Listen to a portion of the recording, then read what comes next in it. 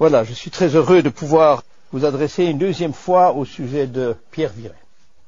La dernière fois, nous avons parlé, il y a 2 jours, de Pierre Viret, réformateur, et nous avons un peu regardé son itinéraire biographique, et puis aussi quelques traits caractéristiques de son ministère. Ce matin, nous voulons regarder un peu de plus près 2 aspects de son enseignement. Son enseignement est très vaste, c'est un théologien complet, mais il avait quelques spécificités dans son enseignement particulier. Nous allons toucher ici 2 aspects de cet enseignement. Il avait un grand enseignement sur l'Église. On pourrait une fois donner une conférence sur Pierre Viret et son enseignement sur l'Église. Il a beaucoup écrit sur l'Église. Mais ce matin, nous allons, comme le titre de cette conférence annoncée l'indique, nous allons parler de Pierre Viret, éthicien et apologète. D'abord, Pierre Viret, éthicien. Les premières 248 pages du volume 1 de l'instruction chrétienne de Viret, grand in-folio, n'est-ce pas, petit caractère, comprennent divers exposés de la foi, c'est-à-dire des catéchismes progressifs, et une longue série de réflexions sur l'importance des conciles de l'Église, ainsi que sur les dangers qu'ils ont parfois pu représenter pour l'Église elle-même. Il y a ensuite un texte d'apologétique très important que nous n'examinerons pas, qui s'intitule « Le combat de l'homme contre lui-même », c'est-à-dire la lutte de l'homme pour échapper à l'appel de Dieu. Mais les pages 249 à 674, qui représentent le 2e volume qui est sur la table encore là-bas, un gros volume de 800 pages, édition normale aujourd'hui, ces pages de l'instruction chrétienne constituent un traité complet consacré à l'application détaillée des 10 commandements à chacun des divers aspects de la réalité humaine. C'est le meilleur exposé de la loi de Dieu qui m'a été donné de lire, et le seul ouvrage qui, à ma connaissance, puisse soutenir la comparaison avec le chef-d'œuvre de Rousas Rajduni Institutes of Biblical Law. Dans l'instruction chrétienne de Viret, nous trouvons une application détaillée de toute la parole normative de Dieu, tota scriptura, aux problèmes pratiques de la vie chrétienne de tous les jours, ceci pour chaque aspect de la vie personnelle et sociale. Une telle exposition est accompagnée d'une façon remarquable par un sens de l'équilibre théologique et par une compréhension de la réalité délicate entre la dogmatique et l'éthique, tout en maintenant constamment à l'esprit le but de favoriser la proclamation de l'Évangile, de faire avancer le royaume de Dieu et de ramener tout honneur et toute gloire au Seigneur Jésus-Christ. Dans sa préface, Viret expose d'emblée son objectif central avec la plus grande clarté. Pour cette raison que j'ai proposé de déclarer, c'est-à-dire d'expliquer la loi de Dieu, qui doit être tenue pour la règle de toutes les autres, par lesquelles les hommes doivent être conduits et gouvernés, je ferai, avant qu'entrer en exposition de celle-ci, quelques discours des grandes difficultés qui se sont trouvées de tout temps à bien gouverner les hommes, à les contenir dedans les limites de raison, de droiture et de justice, et des causes semblablement de ces difficultés. Et un peu plus loin, il précise: Or, combien que ceux-ci, c'est-à-dire les législateurs païens de l'Antiquité, n'aient pas failli, ne se sont pas trompés en ce qu'ils ont jugé que toute la science, la prudence et la sagesse qui étaient aux hommes devaient être rapportées à Dieu, comme don, dit celui, et qu'il était requis pour rendre les hommes obéissants aux lois, que Dieu en fût estimé l'auteur et le législateur. Les philosophes de l'Antiquité, les législateurs de l'Antiquité considéraient que toutes les lois venaient de Dieu. Il entreprend ensuite de définir plus précisément cet objectif, montrant à quel point il était nécessaire que Dieu révèle aux hommes le contenu de cette loi comme la création elle-même d'origine céleste. Pour Viret, c'est très clair, la création est d'origine céleste et aussi la loi de Dieu. Bien sûr, l'homme lui-même. Il entreprend ensuite de définir plus précisément cet objectif, montrant à quel point il était nécessaire que Dieu révèle aux hommes le contenu de cette loi, comme la création elle-même d'origine céleste. Pour cette cause, il a voulu donner loi lui-même, qui servit de règle à tous les hommes de la terre pour régler l'esprit, l'entendement, la volonté et les affections, tant de ceux qui doivent gouverner les autres que de ceux qui doivent être gouvernés par eux. et a fait ceci afin que tous ensemble se reconnussent un seul Dieu pour leur souverain prince et seigneur, et que se reconnussent ses serviteurs et ministres, lesquels il faudra une fois tous venir à compte devant le trône de la majesté de Dieu. Puis vient cette affirmation centrale à toute l'éthique chrétienne de Viret. Il a renfermé en cette loi toute la doctrine morale nécessaire aux hommes pour bien vivre, ce qu'il a fait trop mieux, c'est-à-dire bien mieux, sans comparaison, que tous les philosophes, en tous leurs livres, tant des éthiques, des politiques et économiques, là la référence est à Aristote, et que tous les législateurs qui ont jamais été et qui sont et seront, et toutes leurs lois et ordonnances, en sorte que tous ensemble n'ont jamais rien mis de bon en avant, qui ne fût inclus en elles, et qui ne soit mauvais, qu'il n'y ait pas compris. Il ajoute, donc, soit que nous veuillons bien être instruits, pour nous savoir conduire et gouverner nous-mêmes, en nos propres personnes et en notre particulier, selon droit, raison et justice, ou au gouvernement de nos maisons et nos familles, ou au gouvernement du bien public, cette loi nous pourra servir de vraie éthique économique et politique chrétienne. Éthique, c'est l'éthique personnelle, économique, c'est la vie du ménage. Et les politiques, c'est en fait les règles de la cité. Si elle est bien entendue, si elle est bien comprise, et ceci trop mieux que celle d'Aristote, Platon, Xénophon, Cicéron et des autres semblables qui ont grandement travaillé à former les mœurs des hommes, tant pour le gouvernement particulier d'un chacun que pour le domestique et public. Et Viret conclut sa préface ainsi.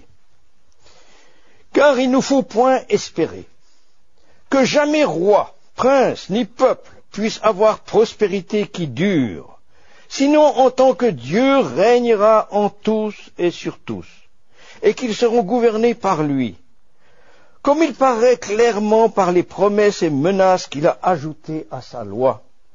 Car comme lui seul peut nous donner loi parfaite, selon laquelle il nous convient gouverner, conduire, il peut semblablement donner les princes, les magistrats et les pasteurs en ministres aptes pour la mettre en exécution. Non seulement il donne les règles, la loi, mais lui, dans sa providence, va donner les hommes capables de les appliquer. Et les peut former comme instruments propres à son service et donner force à leurs offices et ministères pour ranger, pour soumettre à son obéissance ceux qu'ils auront en charge. Car comme il donne sa loi pour nous donner à connaître ce qui nous manque et de quoi nous avons besoin, il donne aussi par Jésus-Christ, son Fils, le Saint-Esprit, qui renouvelle les cœurs et donne les dons et grâces nécessaires pour l'accomplir. Une telle vision de l'autorité souveraine et de la sagesse suprême de la loi de Dieu a poussé Pierre Viret à examiner les devoirs particuliers des hommes à l'intérieur des limites de leur vocation spécifique. C'est à cette tâche déontologique, c'est-à-dire de l'éthique professionnelle, qu'il s'est attaché dans son traité magistral intitulé « Métamorphose chrétienne faite par dialogue ». Métamorphose chrétienne, ça veut dire conversion, n'est-ce pas? Métamorphose, régénération. Voici les titres des chapitres de la section intitulée « L'homme ». D'abord, l'homme naturel. Ensuite, l'homme difformé, c'est-à-dire déformé. Ensuite, troisièmement, la transformation des âmes. Quatrièmement, le vrai homme, ou l'homme transformé, c'est le chrétien, évidemment. La seconde partie a pour sujet l'école des bêtes. Il se plaît à comparer les hommes dans leur comportement à des animaux. Et très souvent, il trouve les animaux bien supérieurs aux hommes. C'est d'ailleurs assez drôle comme il raconte ces choses. Parce qu'il voulait faire entendre ces vérités à des gens qui ne liraient pas des traités très sérieux. La seconde partie a pour sujet l'école des bêtes et se compose ainsi. Les économiques ou le bon ménage, les politiques ou la république, l'art militaire, les arts, les éthiques ou les morales, la religion, les langages, la prophétie ou la théologie. C'était le programme de cette partie de ce livre. Imaginez l'intérêt qu'a pu susciter un tel ouvrage à l'époque. Et à notre époque aussi, je l'espère. Enfin, parmi ces nombreux écrits apologétiques, dont bon nombre sont consacrés à la polémique dirigée contre les erreurs de l'Église romaine, nous nous devons de commenter son examen satirique de la politique de l'époque vue sous l'éclairage de la loi de Dieu et le développement de ce que nous devons appeler la théologie de l'histoire. Un ouvrage double intitulé Le monde à l'Empire, c'est la première partie, et la deuxième partie, Le monde démoniaque. Le monde démoniaque. Le terme démoniaque parle pour lui-même. Une paraphrase possible de ce titre, avec son jeu de mots sur empire, du substantif, le royaume, le mot empire qui est à la fois du substantif royaume et empire du verbe empirer, n'est-ce pas? Les deux choses en même temps. Une paraphrase serait celle-ci. La corruption des empires du monde est le monde démonisé. N'est-ce pas une assez bonne description de notre Occident?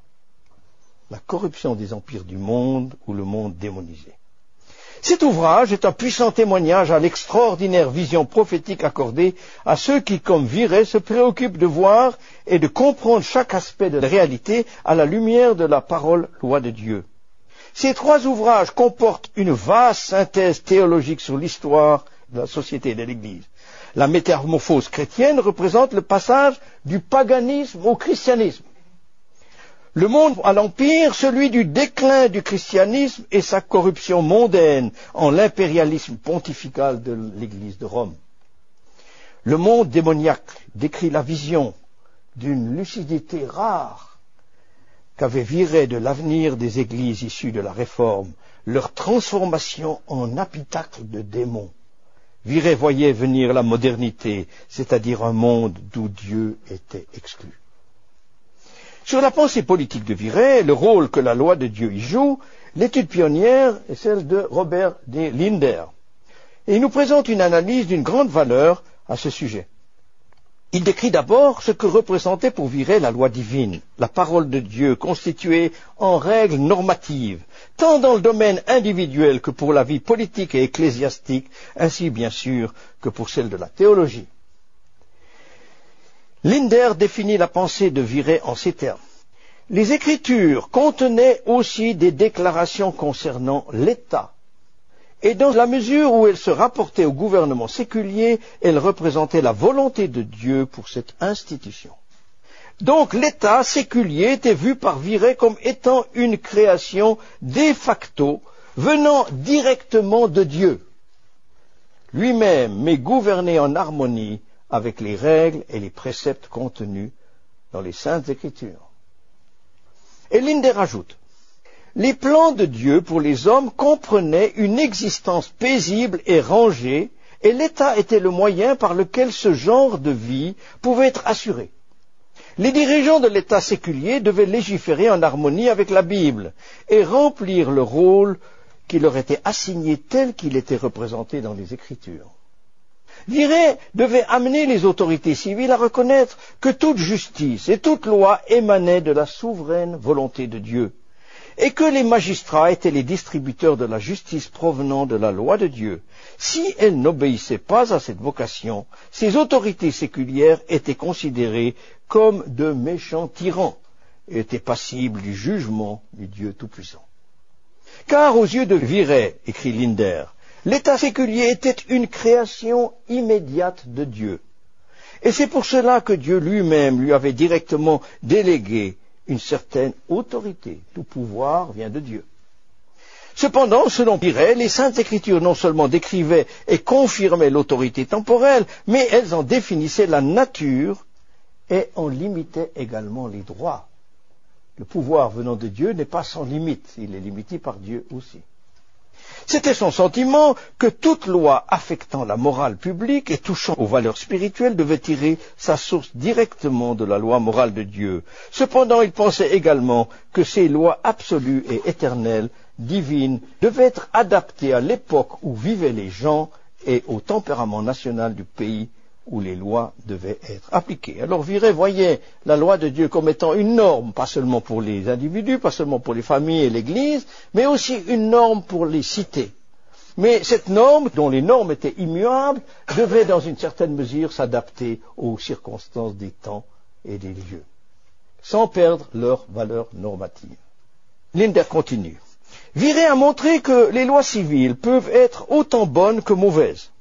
Il croyait que les hommes détenaient une certaine liberté dans le choix des codes légaux qui devaient régir leur vie. Cependant, il pensait que dans un État véritablement chrétien, les bonnes lois reposeraient toujours sur les 10 commandements de Dieu tels qu'on les trouve dans l'Écriture sainte. Selon lui, à moins que les lois humaines ne soient constituées sur le fondement de la loi morale de Dieu, les hommes ne pouvaient s'attendre à ce qu'elles soient justes et équitables. Ainsi, toutes bonnes lois viennent de Dieu lui-même, car elles sont tirées de la parole de Dieu, qui est son testament écrit pour l'humanité. Viret mettait surtout l'accent sur le gouvernement soumis à la loi civile, et particulièrement à la loi civile tirée de la manière la plus précise possible, selon le contexte politique de la loi morale de Dieu. Et Linder ajoute, la notion de Viret selon laquelle le prince était soumis à la loi est extrêmement intéressante et très différente de la théorie absolutiste qui plaçait le roi au-dessus de la loi. Comme aujourd'hui, l'État est au-dessus de la loi de Dieu. C'est lui qui détermine la loi lui-même. Il est Dieu. Théorie, dit Linder, dont Jean Bodin, un grand juriste français du XVIe siècle, et toute la pensée politique ultérieure se fit l'avocat, c'est-à-dire du pouvoir monarchique absolu. Ce que décrétait un roi était loi. Ce que décrètent nos parlements est loi. Que ce soit conforme à la loi de Dieu ou non, peu d'importance, puisqu'elle est conforme au Dieu du moment, qui est l'État moderne. Le concept du dirigeant séculier toujours nécessairement soumis à la loi était l'un des thèmes récurrents de la pensée politique médiévale, écrit Linder, de l'Europe occidentale et n'était aucunement une idée nouvelle. Là, Viret était tout à fait traditionnel. Alors Viret exprime sa pensée politique ainsi. Car les princes et les magistrats doivent être sujets aux lois et modérer leur gouvernement selon celles-ci. Car ils sont non pas maîtres des lois, mais serviteurs d'Icelle, ministres d'Icelle, comme ils sont ministres de Dieu, duquel toute bonne loi procède. Et pour cette raison, les magistrats sont à bon droit tenus pour lois vives et parlantes, quand ils sont tels qu'ils doivent être, comme aussi les lois sont comme magistrats muets, lesquels parlent par les vrais magistrats. Et Viret, dit Linder, insiste sur le fait que le vrai chrétien doit en toutes circonstances soumettre le code justinien et toute la loi romaine à l'autorité de la parole de Dieu. Et Linder fait ce dernier commentaire que je vous lirai. Les schémas de la pensée de Viret l'ont amené à préconiser ce qu'on appellerait aujourd'hui la législation de la morale. Par exemple, il était pour l'adoption de statuts civils contre l'adultère, le blasphème et l'idolâtrie, et il était partisan de la réglementation de certaines activités économiques le dimanche. De plus, il établissait un lien entre la vraie chrétienté et le maintien et l'application des lois telles que celles contrôlant la corruption et l'achat de charges publiques, des lois contre l'usure, contre l'exploitation des pauvres par les riches et des lois fixant les limites au prix et à l'achat des terrains. Ce qui serait utile pour nos églises, n'est-ce pas?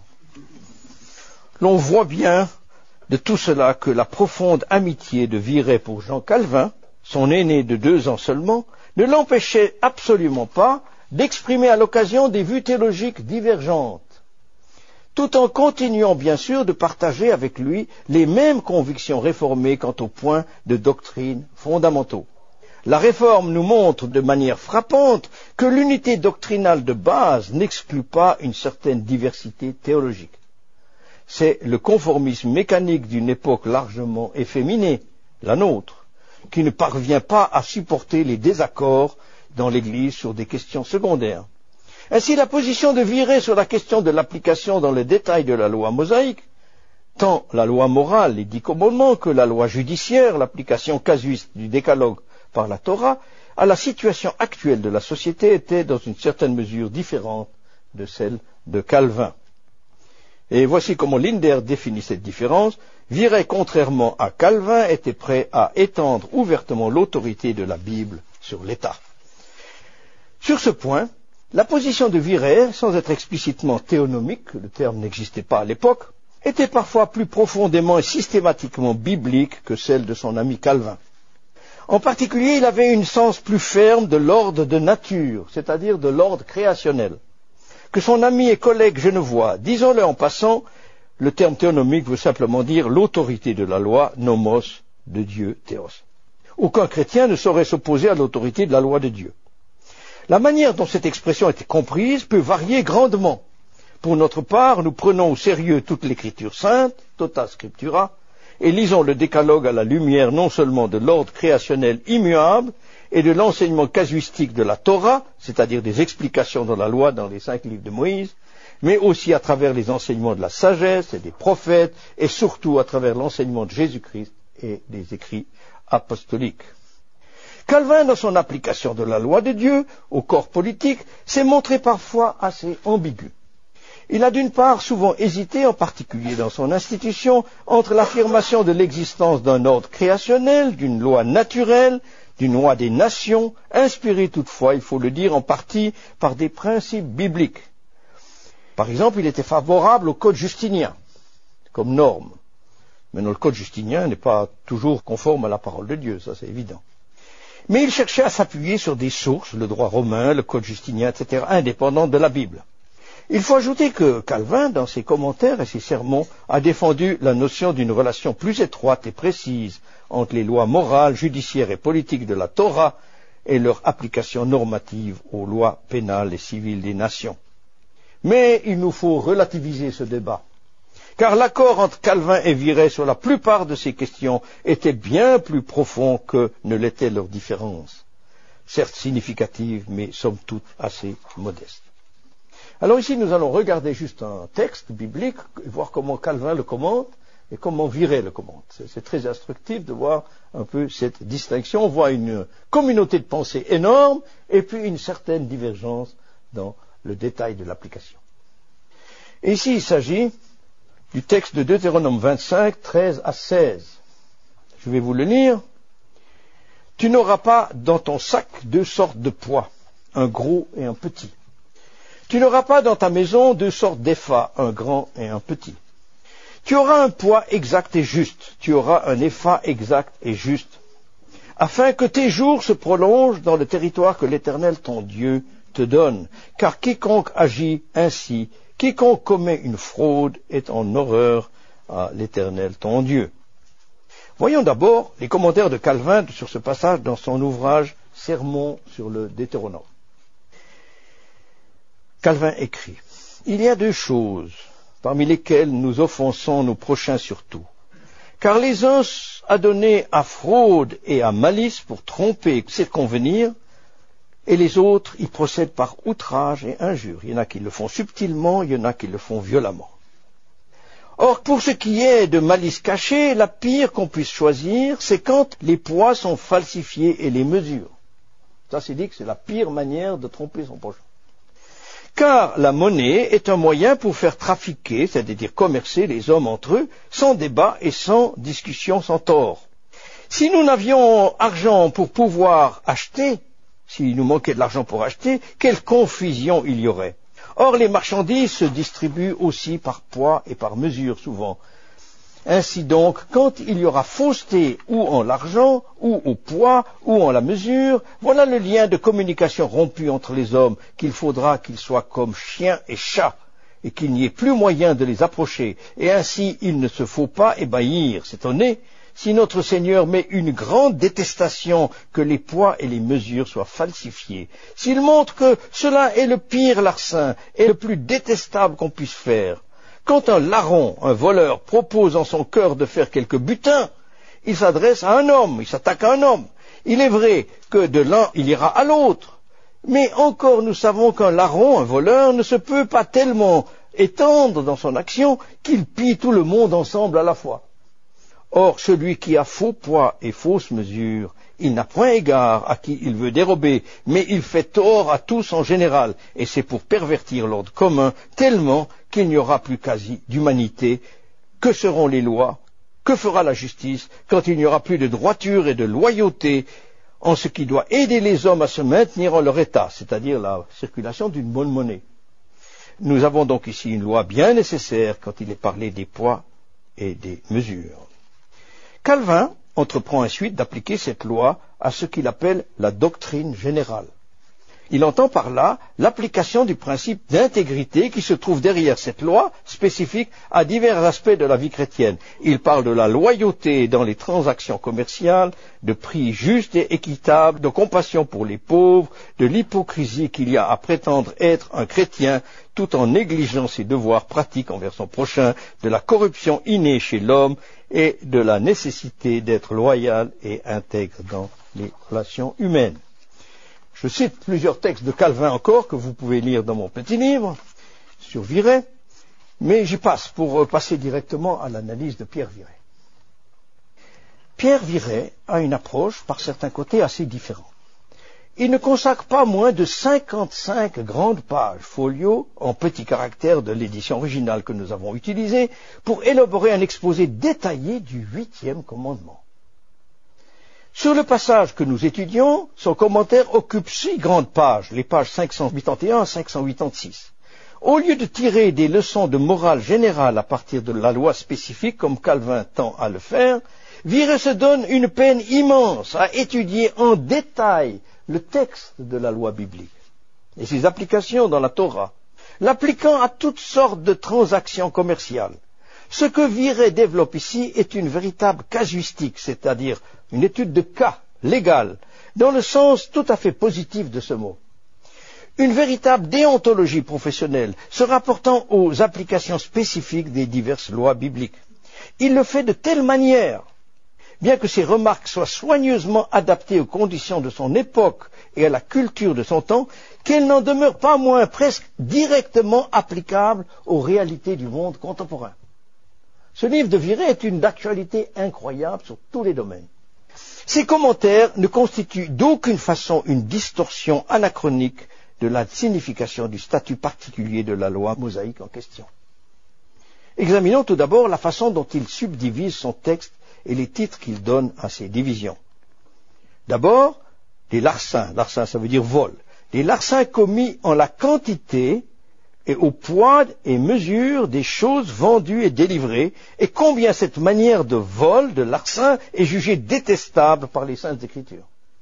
Deuxièmement, de l'invention et de l'usage de la monnaie et des faux monnayeurs, et de la grandeur de ce crime et du larcin commis par tel moyen.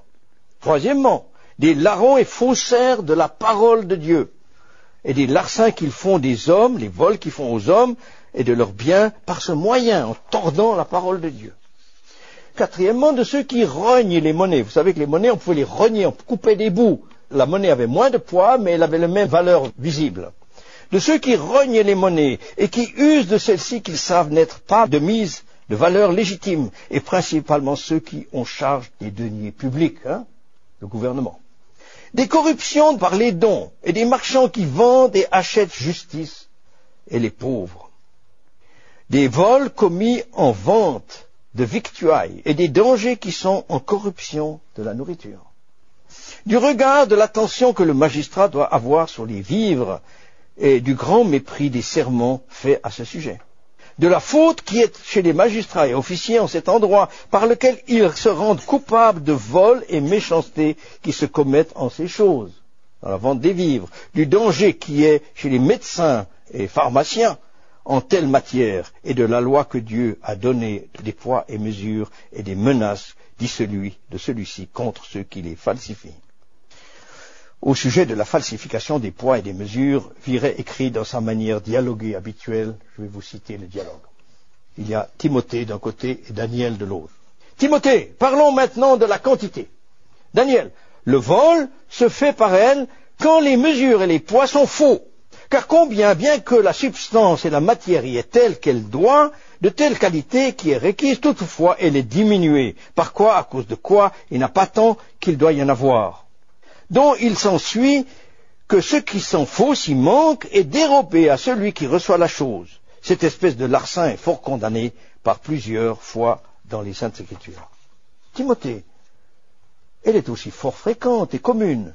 Pour ce fait qu'il est plus aisé de voler les hommes par ce moyen, c'est-à-dire en diminuant la monnaie, qu'au changement de la substance et des matières, ou en la corruption de ces substances et ces matières.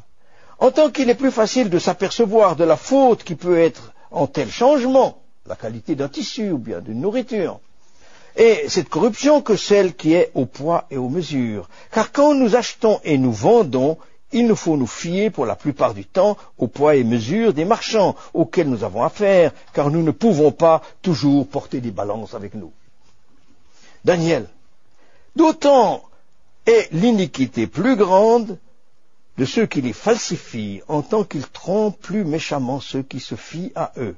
En quoi ils sont comme les voleurs et les brigands publics, ceux qui falsifient la monnaie en la rognant, enlevant la qualité. Et si cette fausseté déplaît grandement à Dieu, il y a bien encore pire quand on diminue les poids et les mesures et qu'on augmente le prix comme le Seigneur s'en plaint par son prophète Amos. Certainement, si nous avions suivi les prédications sur Amos, notre frère, nous aurions pu avoir quelques exposés à ce sujet.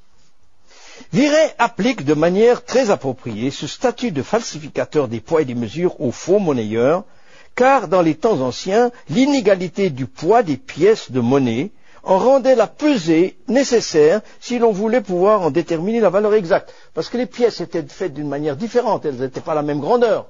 Alors pour savoir la valeur d'une certaine quantité de pièces, il fallait les peser. Vous voyez ? Écoutons ce dialogue suivant d'une actualité encore incomparable entre Timothée et Daniel. Timothée, quelle sorte de gens te semblent manquer, commettre une faute le plus en ces choses et être les plus nuisibles par Icène? Daniel, le nombre en est si grand que je suis fort en peine pour te répondre. Ce néanmoins, je te donnerai quelques exemples. Premièrement, les faux monnayeurs sont fort dangereux et dommageables, car la monnaie et la manière de monnayer l'or, l'argent et les autres métaux a été trouvée des hommes pour commercer plus facilement ensemble et pour avoir moyen plus aisé de communiquer, c'est-à-dire d'échanger les uns avec les autres les biens que Dieu leur a donnés. Car le train des marchandises, c'est-à-dire les échanges d'affaires, n'est autre chose sinon un échange fait entre les hommes par lesquels les uns communiquent aux autres ce qu'ils ont d'une part, prenant une chose pour récompense d'une autre, selon la valeur laquelle des choses sont échangées. Alors si on change, si on triche sur les monnaies, alors on triche sur tout le commerce. Et tout le monde est volé. Il continue. Raison pour laquelle, puisque Dieu a donné aux hommes ce moyen, la monnaie, pour se soulager plus aisément les uns les autres, ceux qui la pervertissent et confondent cet ordre font une grande plaie au bien public et à toute la société humaine. Donc, c'est pourquoi ils sont dignes de graves punitions, et ce d'autant plus qu'ils mettent plus grande confusion entre les hommes.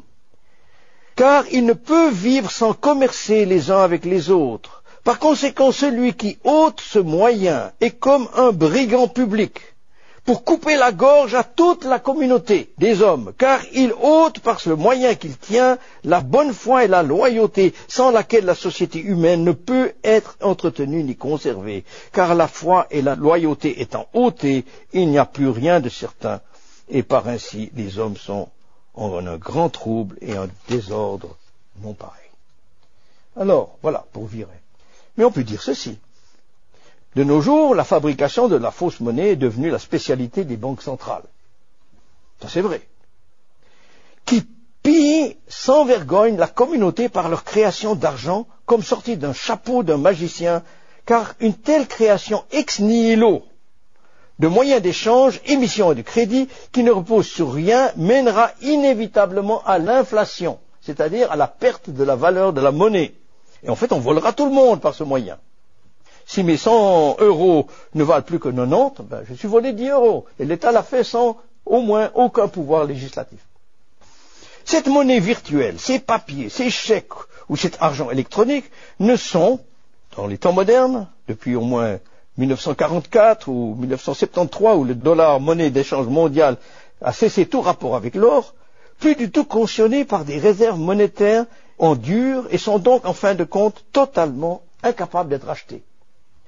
Le résultat d'une telle création monétaire parfaitement arbitraire est bien sûr l'expansion incontrôlée de toutes sortes de dettes publiques et privées, la destruction de la productivité de la société par la concentration d'un tel capital dans les transactions de spéculation, ceci aux dépens des investissements industriels et commerciaux producteurs de véritables richesses. On développe ainsi le cycle moderne de la prospérité faillite, d'inflation et de restrictions monétaires ainsi que l'expansion à grande échelle d'une spéculation totalement improductive, comme autant de moyens de gouvernement tyrannique, occulte et irresponsable. Pierre Viret aurait eu beaucoup à redire du point de vue biblique sur la situation monétaire qui est la nôtre actuellement. Et nous pouvons tirer beaucoup de conclusions à partir de ces analyses de son temps. Il était tout à fait conscient de l'existence de problèmes similaires à son époque.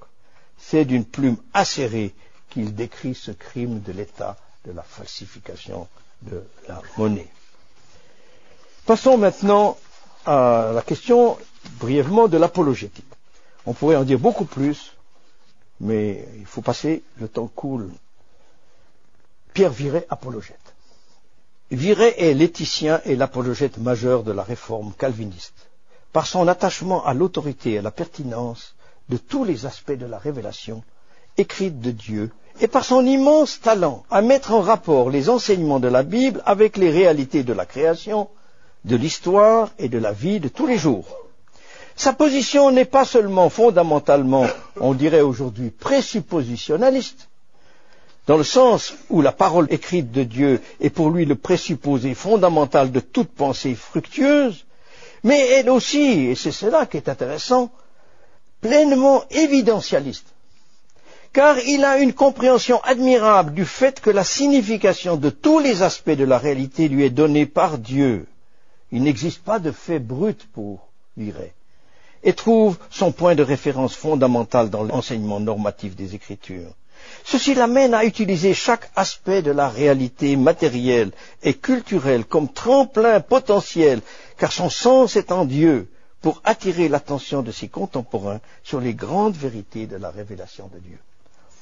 Pour Viret, la zoologie, par exemple, ne se limite pas, comme aujourd'hui dans notre monde dominé par la perspective mathématique, aux études anatomiques quantitativement mesurables et expérimentales. Bien plus, les créatures de Dieu nous donnent, selon Viret, des leçons de comportement. Les exemples en abondent dans l'écriture et dans les fables et la poésie populaire. À caractère social, moral et spirituel, car la façon de raisonner de Viret est profondément biblique et créationnelle.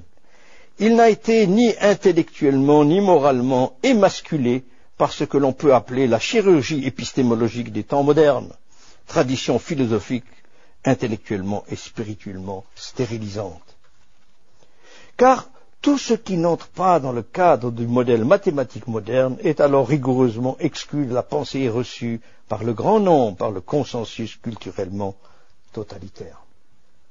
C'est ainsi que la plupart des activités intellectuelles humaines normales, la théologie, la métaphysique, l'éthique, l'esthétique, les perceptions sensorielles ordinaires, l'histoire, la littérature, la pensée politique, respectant les hiérarchies sociales naturelles, les émotions, les sentiments, on en a bien parlé, sont privées de toute véritable signification. Dans un tel univers intellectuel, le sens n'est plus déterminé ni par Dieu, ni par sa parole écrite, ni par les multiples formes substantielles permanentes, l'ordre de nature que cette parole créatrice et organisatrice divine a dès le commencement suscité et maintenu dans le domaine de la nature. Toute pensée culturellement correcte sera désormais déterminée par un modèle épistémologique appauvri, réduit à la misère de ses prétentions purement scientifiques. Alors, l'analyse que Pierre Viret fait des leçons morales à tirer de l'observation des animaux, des plantes aussi, des oiseaux, et de leur comparaison avec le comportement humain est fermement ancrée dans les analogies que l'Écriture nous présente entre les réalités manifestées par l'ordre de la création et leur signification pour l'existence morale et spirituelle des hommes. Pour ne prendre qu'un exemple, considérons la manière dont le Seigneur Jésus-Christ lui-même utilise les phénomènes les plus simples de la nature pour en tirer des leçons des plus sublimes vérités morales et spirituelles. Cela se voit autant dans les paraboles contenues dans les évangiles synoptiques que dans les images si éloquentes de l'évangile de Jean. Mais cette constatation vaut également pour la totalité de l'Écriture. Elle témoigne ainsi de la signification morale et spirituelle en Dieu d'abord de tout ce qui existe, de tout ce qui se passe dans l'univers tout entier. Car le sens premier de toute chose se trouve d'abord dans le Créateur lui-même, être suprêmement moral et spirituel. avant de se manifester dans ses créatures. Pour atteindre son but, Pierre Viret ne se limite pas, comme le font souvent les tenants d'une apologétique présuppositionnelle, à raisonner déductivement à partir des textes bibliques uniquement. Ce n'est pas qu'il croit qu'il existe un terrain philosophique imaginaire commun à la pensée chrétienne et à la pensée païenne. Loin de là.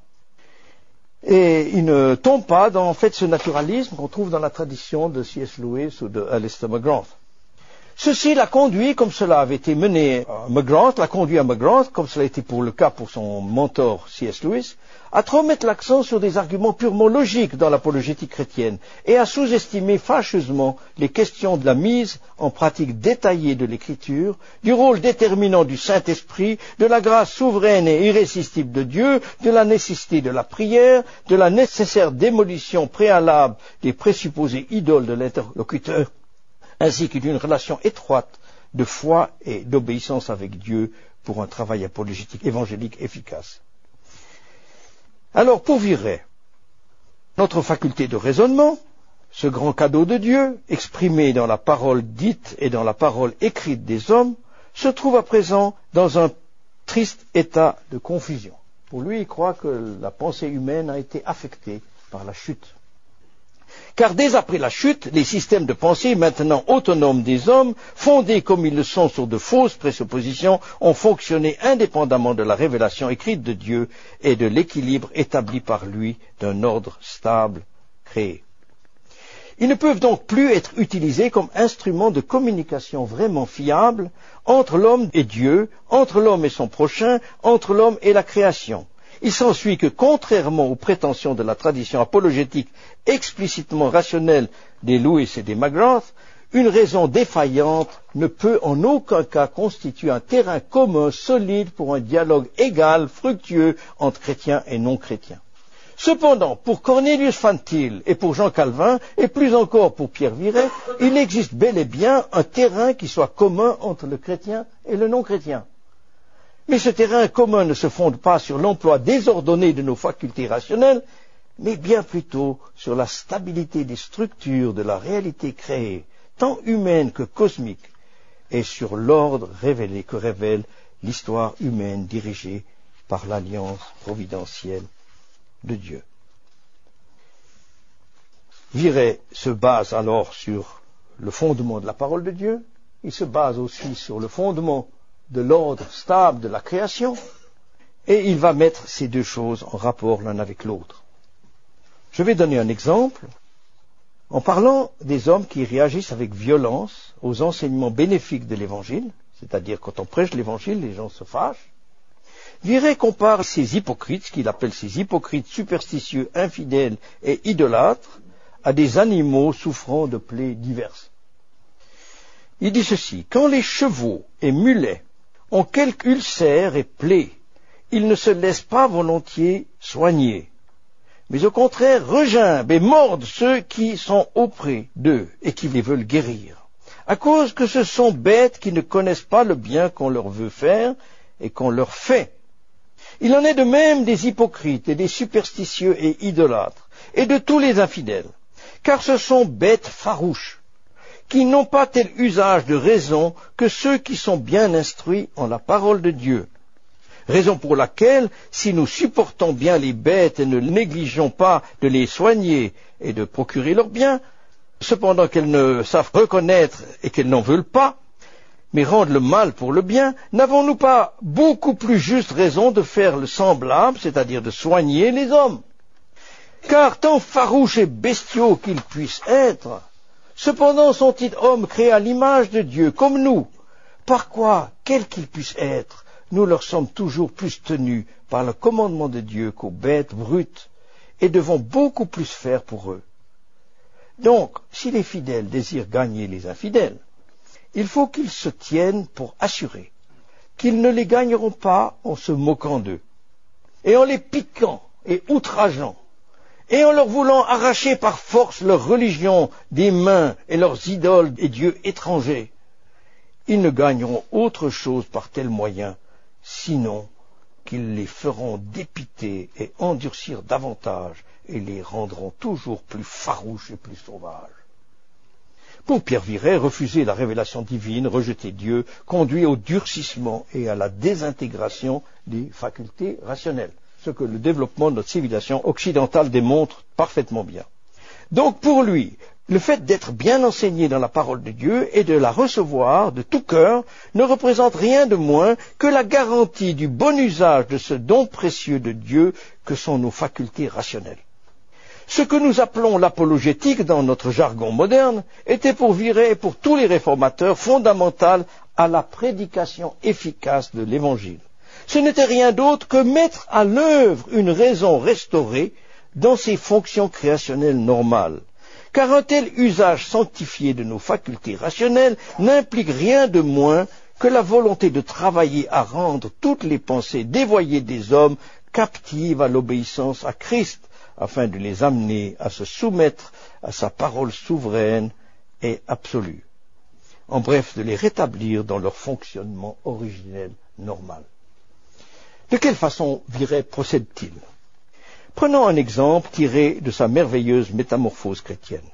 Afin d'éveiller l'intérêt du commun des mortels, il commencera par des proverbes et des dictons populaires, en montrant à la fois leur vérité et leurs limites.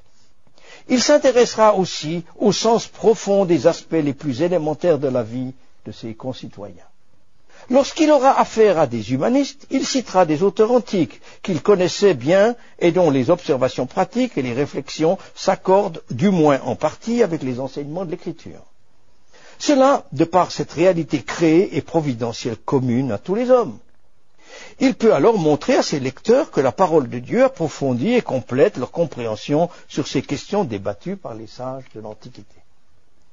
Dans une longue réflexion sur la misère humaine, par exemple, Viret commence par toute une série d'observations très précises de nature anatomique et physiologique relatives à la misérable condition dans laquelle naissent les humains par rapport aux autres espèces animales. Le petit cheval peut marcher tout de suite, n'est-ce pas? Ce qui n'est pas le cas des bébés. Se mettant ainsi à la portée des scientifiques de son temps. Puis il cite les remarques de philosophes, d'historiens, de poètes de l'Antiquité à ce sujet, Platon, Pline l'Ancien et Ovide, attirant ainsi l'attention des lettrés de la Renaissance. Et ce n'est qu'après cette soigneuse préparation que Viret poursuit et expose le sens véritable de la misère humaine en présentant la pensée de celui qu'il appelle le plus grand de tous les philosophes, Job. C'est tout à fait étonnant de voir Viret parler ici non du caractère inspiré du livre de Job, mais de Job comme du prince des philosophes. En fait, Viret a une telle confiance en la vérité de l'Écriture, appliquée à tout aspect de la réalité, et il est si pleinement rempli de la sagesse de Dieu, qu'il n'hésite pas à se servir de n'importe quel aspect de l'activité humaine, intellectuelle ou culturelle, pour aller à la rencontre de façon concrète et pratique des intérêts de ses contemporains. Mais son point de départ est toujours parfaitement biblique et créationnel. Il ne se place jamais sur le terrain imaginaire neutre d'une possible entente intellectuelle partagée et donc en dialogue avec les adversaires de la foi chrétienne. Il travaille ainsi à ramener toutes les pensées humaines égarées et déformées, il dit difformées, à l'obéissance au Christ. Voyez comment Viret parle de la révélation générale de Dieu dans sa création. Ce dialogue se passe à l'intérieur d'un jardin clos. Vous savez qu'il y avait dans le temps des jardins clos, avec des murs, et il y avait merveilleuses plantes médicinales et tout le reste dans ce jardin clos. Ça se passe dans un jardin clos. Et il y a deux personnes qui parlent ensemble. Il y a Jérôme et Théophraste. Jérôme, c'est l'érudit philosophe, Théophraste, c'est le théologien. Jérôme. Il est question ici de la nécessité des images pour connaître Dieu. C'est une position catholique romaine. Les images nous permettent de connaître l'histoire sainte et connaître Dieu. Jérôme, en cela pouvons-nous évidemment connaître l'ingratitude et la méconnaissance de l'homme et l'affection que ceux ont de Dieu qui ne se peuvent souvenir de lui s'ils n'ont des images pour leur rappeler. Car si tel personnage aimait autant Dieu qu'un ivrogne aime son vin, ou qu'ils eussent si bien mis leur cœur en lui qu'un paillard débauché le met en sa paillarde, ou la paillarde en son paillard, ils ne chercheraient point des images pour les leur représenter, car la douceur que le cœur chrétien trouve en lui en Dieu, et la nécessité que l'homme en a à toute heure et minute lui doivent assez donner d'occasion de l'avoir perpétuellement en mémoire. Mais puisqu'il est question des images, lesquelles pourrais-tu choisir plus belles et mieux représentées au vif que celles que Dieu lui-même a peintes et pourtraites, c'est-à-dire dont il a fait le portrait de sa propre main? Car tout ce monde-ci, c'est-à-dire la création, qu'est-ce autre chose qu'un temple de Dieu dans lequel il se représente et manifeste à nous? Toutes ces créatures, que sont-elles autre chose que vives images de Dieu? Qu'est-ce tout le pourpris, l'enceinte, l'habitation de ce monde visible qu'une boutique en laquelle Dieu, en ce souverain ouvrier, a déployé ses œuvres pour nous donner à connaître par son ouvrage quel ouvrier il est et en quelle admiration et révérence nous le devons avoir? Et pour avoir l'expérience de ceci, ne sortons pas hors de ce petit jardin, pour en aller chercher ailleurs le témoignage. Mais considérons seulement combien de sortes d'images de sa puissance, de sa sagesse et bonté Dieu nous a mis ici devant les yeux. Car autant que nous avons vu plantes, d'herbes, de feuilles et de fleurs, voix plus vives et plus vraies que toutes les images que les prêtres ont par leur temple, car en celles des prêtres, il n'y a ni vie, ni odeur, ni profit, ni utilité aucune, ni chose quelle qu'elle soit, qui puisse rien représenter de Dieu, ni de ses dons et de ses grâces.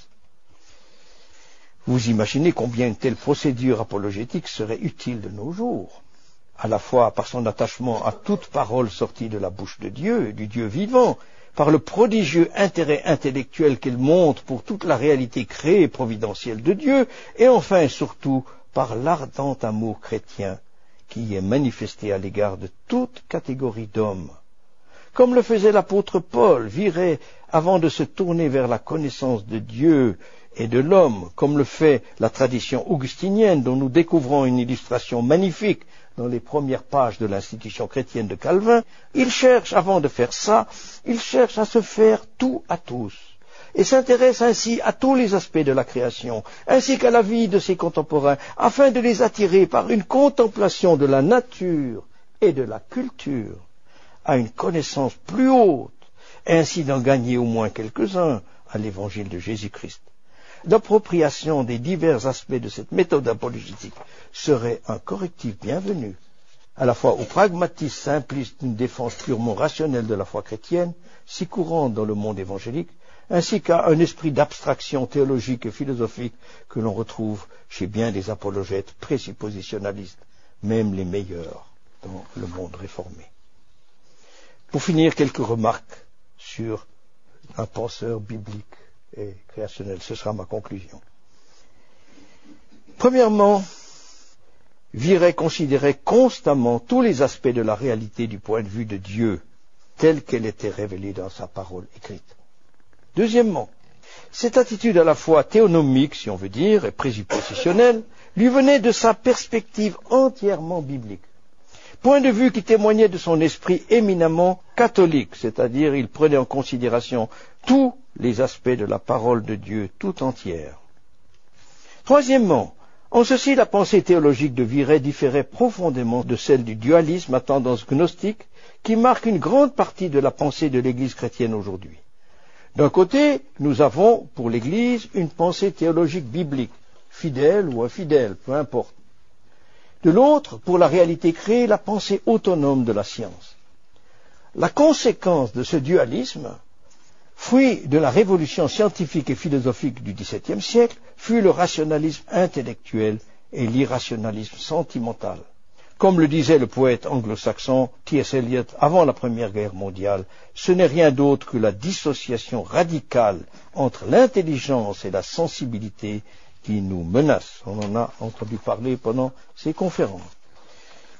Quatrièmement, Viret avait compris que l'ordre diversifié et complexe que révèle la lecture des Saintes Écritures est du même ordre que celui que l'on peut découvrir à la fois dans l'univers créé par l'auteur de ces Écritures et dans la direction providentielle que manifeste l'alliance divine agissant dans l'histoire de l'Église dans le monde. Cette préoccupation que l'on découvre constamment chez Viret, de vouloir tenir ensemble d'une manière soigneusement équilibrée la totalité de la révélation scripturaire ainsi que tous les aspects si divers de l'ordre créé, donne à son langage théologique un équilibre et une modération d'une saveur presque patristique. Cinquièmement, il n'oppose pas, mais bien plutôt distingua la nature et la grâce. La révélation générale est spéciale, car dans la pensée de Viret, tant la création que la rédemption étaient issues du même Dieu unique, Père, Fils et Saint-Esprit. Une telle théologie l'amena à considérer tous les aspects de la réalité, même aujourd'hui déformés par le péché, comme autant de témoignages de la bonté de l'ordre créé. Pour Pierre Viret, cet ordre maintenant difformé, comme il le disait, pouvait non seulement être illuminé par la révélation surnaturelle divine, mais finalement restauré, reformé, comme il disait, pas réformé, mais reformé, c'est-à-dire formé à nouveau en Jésus-Christ par sa grâce souveraine, toute puissante et bienveillante. La grâce du Dieu créateur, sustenteur et rédempteur, Père, Fils et Saint-Esprit.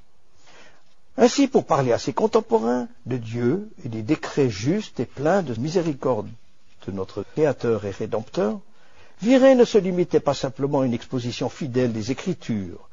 Pour lui, ces écrits divins constituaient une norme absolue. Mais il cherchait, dans sa prédication et dans ses écrits, à utiliser tous les aspects de la réalité, tant créés que providentiels.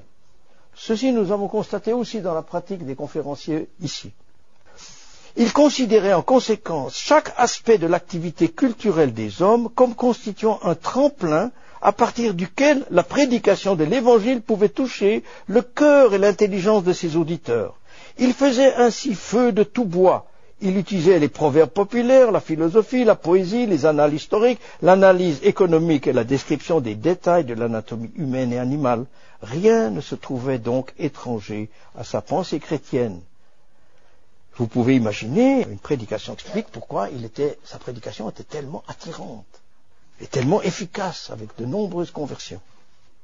Ainsi, pour reprendre un vocabulaire qui lui est étranger, Viret était dans sa pensée apologétique et dans sa prédication de l'Évangile à la fois pleinement présuppositionnaliste et entièrement évidentialiste. Il chercha ainsi à amener toutes les pensées à désordonner et déformer les hommes captives à l'obéissance de Jésus-Christ. Une telle catholicité, la totalité de l'Écriture, éclairant la totalité de la réalité créée et providentielle, était certainement la source du succès immense que connurent ses prédications. Il pouvait ainsi atteindre toutes les préoccupations de ses contemporains dans le langage familier de dialogue qu'il pouvait aisément saisir. Je prendrai juste finalement un exemple avant le dernier point. Pour ne prendre qu'un exemple, la pensée économique de Viret était à la fois théologique et morale, historique et sociologique, structurelle, économiquement structurelle et humaine. Il pouvait de cette façon percevoir et exprimer la mécanique des réalités économiques et en même temps rapporter ces réalités structurelles aux responsabilités immédiates et à long terme, ceci tant en bien qu'en mal des agents économiques humains. Ces agents humains du processus économique étaient présentés comme agissant en tant qu'instruments moralement responsables, capables de produire un bon ou mauvais fruit ou travailler à la corruption ou au développement productif de l'ordre social.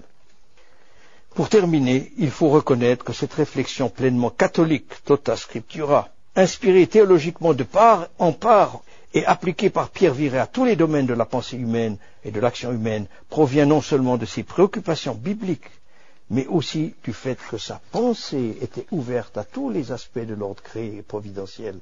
En ceci, sa pensée se trouvait en opposition complète au dualisme rationaliste binaire qui s'est graduellement emparé de l'intelligence occidentale depuis le XVIIe siècle. Et je finirai par cette remarque. Il est, de mon humble avis, grand temps que l'Église de Dieu, et par son enseignement nos nations elles-mêmes, en reviennent à entendre ce que Pierre Viret peut nous dire, encore aujourd'hui, sur les desseins immuables, bienveillants et miséricordieux et justes du Dieu trois fois saint concernant la condition présente, si navrante des hommes et du monde, qu'il continue à détruire. Merci.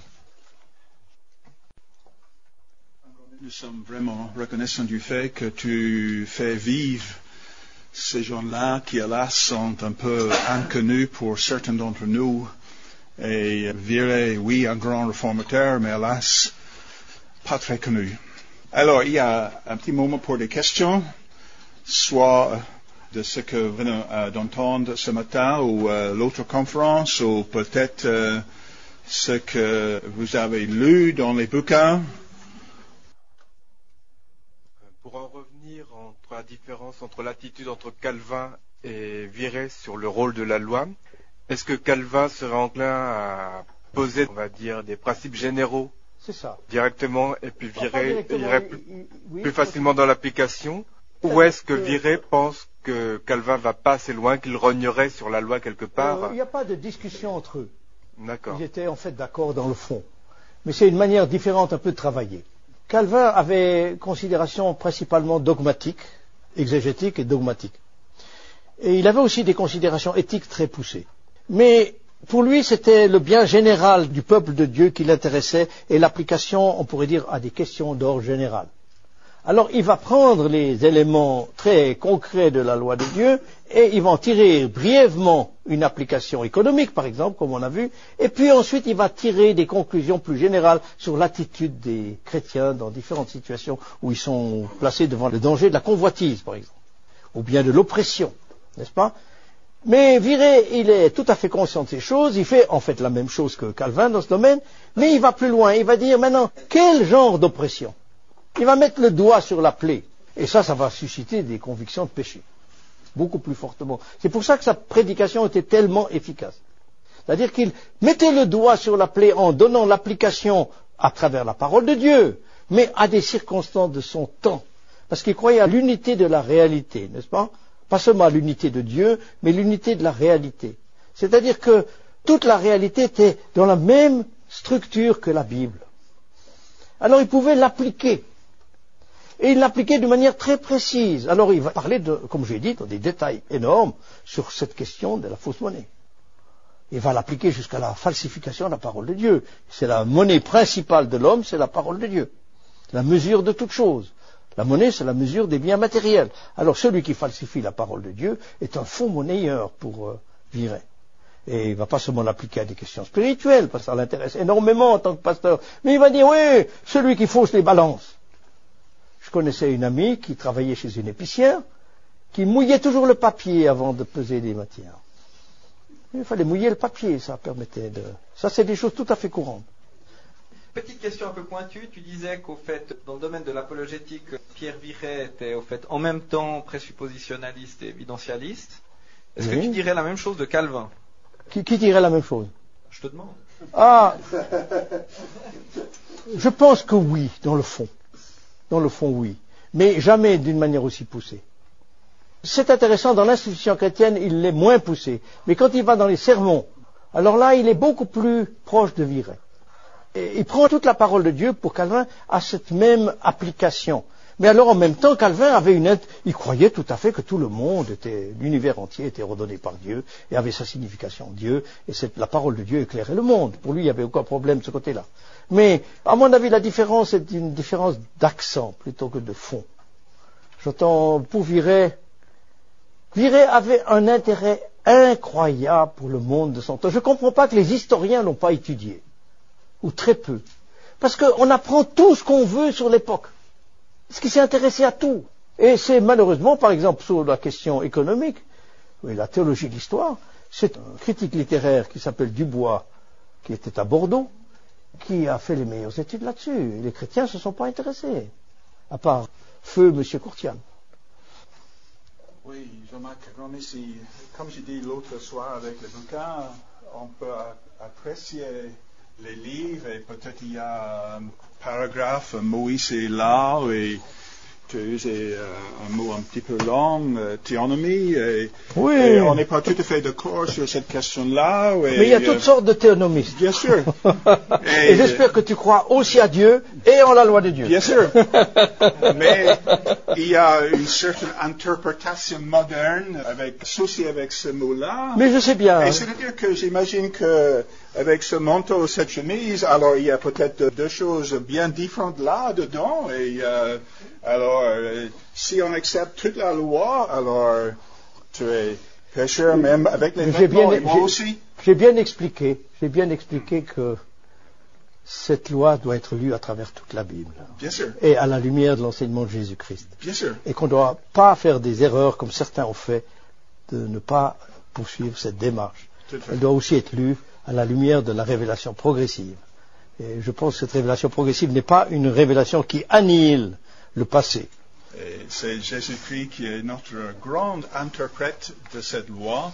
Et nous devons lire l'Ancien Testament et la loi à travers lui. Et les apôtres, bien sûr. Amen. Amen.